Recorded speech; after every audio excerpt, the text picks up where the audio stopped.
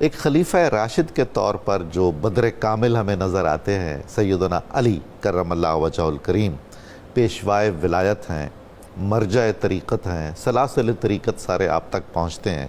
آپ کا فیضان قیامت تک جاری رہے گا اور آپ کی اولاد کی عزت و عظمت رہنمائی فرمائی. بسم اللہ الرحمن الرحیم. حضور غدیر خم کا ایک پہلو یہ بھی ہے کہ اللہ کے پیارے رسول نے جناب سیدنا علی المرتضیٰ کی شان و عظمت بیان فرما کر صحابہ کرام کو اس بات کا پیغام دیا ہے، ظاہری علوم ہو علی المرتضیٰ کی طرف رجوع کیا سبحان اللہ، باطنی علوم ہو علی المرتضیٰ کی طرف رجوع کیا جائے.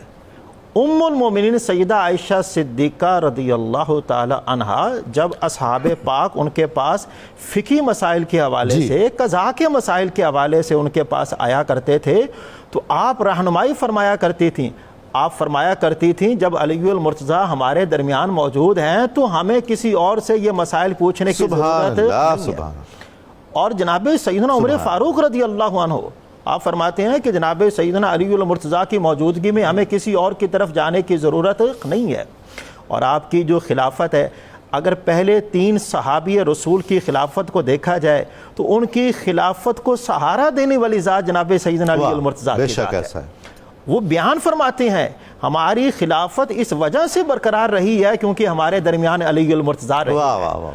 اور بلکہ وہ کسی نے حضرت امیر المومنین سے کہا نا کہ آپ سے پہلے کے خلفاء کا دور بہت مستحکم تھا، فتنوں کا دور نہیں تھا، اور آپ کے عہد میں کافی کمزوریاں اور فتنہ و فسادات ہو گئے. تو آپ نے فرمایا ان کے مشیر ہم تھے اور ہمارے مشیر آپ جیسے لوگ ہیں، تو ایسا ہی ہونا تھا. اللہ اکبر. دیکھیں نا انہوں نے کتنی، یعنی کہ یہ دین کا کتنا بڑا کام ہے، خلافت کو لے کر چلنا، دوسروں کا دست و بازو بننا، ان کی حمایت کرنا. اور جناب سیدنا علی المرتضیٰ کی اگر ہم خلافت کو دیکھتے ہیں، آپ کی خلافت میں سب سے پہلا عنصر جو ہمیں دکھائی دیتا ہے وہ یہ ہے آپ نے قانون کی بالادستی کو قائم فرمایا. سبحان اللہ. آپ نے ذات پات، رنگ، نسل، قوم، قبیلہ، مسلم غیر مسلم کے درمیان فرق نہیں کیا. جس نے ناانصافی کی ہے وہ قانون کے کٹہرے میں آئے گا.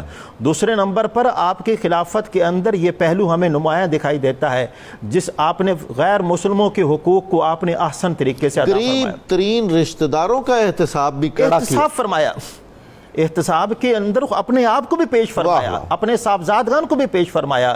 اور غیر مسلموں کے حقوق کے حوالے سے آپ نے فرمایا جس طرح ایک مسلمان کی جان، مال اور عزت دوسرے پر حرام ہے، اسی طرح جو غیر مسلم ہے اس کی جان، مال اور عزت بھی دوسرے پر حرام ہے. سبحان اللہ. اور اس کے بعد پھر آپ نے یہ جو اصلاحات ہیں، اصلاحات کا نظام جو ہے وہ قائم فرمایا. اور حکام جو ہے ان کے حوالے سے آپ گرفت فرمایا کرتے تھے. جو جہاں پر ظلم و زیادتی اگر کسی کی طرف سے ہوا کرتی تھی تو آپ اس سے پوچھ گچھ جو ہے وہ فرمایا کرتے تھے.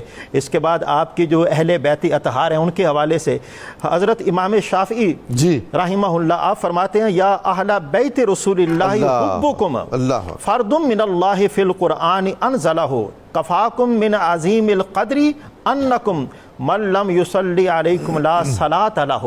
اے رسول اللہ صلی اللہ علیہ وآلہ وسلم کے اہل بیت، اللہ تعالیٰ نے اپنے نازل کردہ قرآن مجید میں آپ کی محبت کو فرض قرار دیا ہے. تمہاری قدر و منزلت کے لیے یہی کافی ہے کہ جو شخص تم پر درود نہ پڑھے اس کی نماز ہی کامل نہیں ہوتی. حدیث پاک کے اندر اس بات کو بھی بیان کیا گیا کہ اللہ کے پیارے رسول نے فرمایا اپنی اولاد کو 3 خصلتیں سکھاؤ. ان میں سے ایک خصلت یہ اہل بیت اطہار کے ساتھ محبت. اور یہ جو آپ تصوف کے شہنشاہ کے طور پر جانے جاتے ہیں، کوئی ایسا سلسلہ نہیں ہے کہ جس کی ابتدا جو ہے وہ جناب سیدنا علی المرتضیٰ کے ذکر سے نہ ہوتی ہو. آپ نے ہر تصوف کے اندر یہ بات شامل ہے کہ یہ جو ورد ہے نا لا الہ الا اللہ کا، یہ کیسے کیا جاتا ہے. جناب سیدنا علی المرتضیٰ نے تمام سلاسل جو ہیں ان کے جو مشائخ ہیں ان کے ہاں جو ذکر رائج ہے یہ جناب سیدنا علی المرتضیٰ کا عطا کردہ ہی ذکر ہے. اور انہی کی وجہ سے انہوں نے وہ فیض پایا ہے، اپنی زبانوں کو تر رکھا ہے. حضور نے فرمایا جس کی زبانیں اللہ کے ذکر سے تر رہتی ہیں اس کو یہ سمجھ لینا چاہیے کہ اللہ پاک نے اسے جنتی ہونے کی نشانی، جنتی ہونے کا اعزاز عطا فرمایا.